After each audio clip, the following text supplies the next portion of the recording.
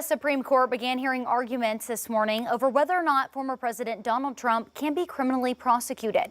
The outcome could have major implications on the special counsel's 2020 election interference case against Trump, as well as for this year's presidential race. CBS's News' Skylar Henry reports more.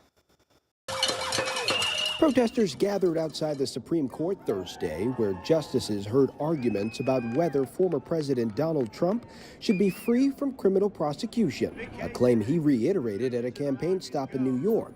We have a big case today in the Supreme Court on presidential immunity. A president has to have immunity.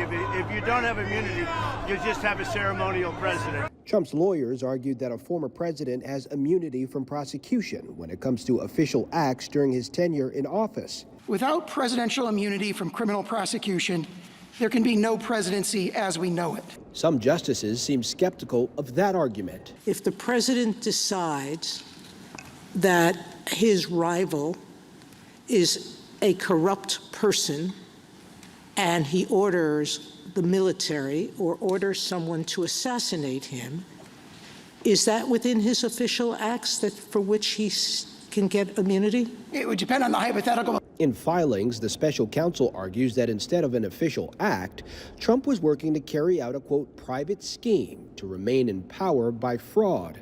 Such presidential immunity has no foundation in the Constitution. The Supreme Court's decision will determine whether special counsel Jack Smith can try Trump for his alleged efforts to interfere with the 2020 election. Two lower courts have already rejected Trump's claims of immunity, but legal experts say it's possible the Supreme Court will look for a middle ground. They may not go the full distance that Trump is requesting, but they might be willing to recognize a more limited form of criminal immunity. The Supreme Court's decision is expected by July. Skylar Henry, CBS News, the Supreme Court.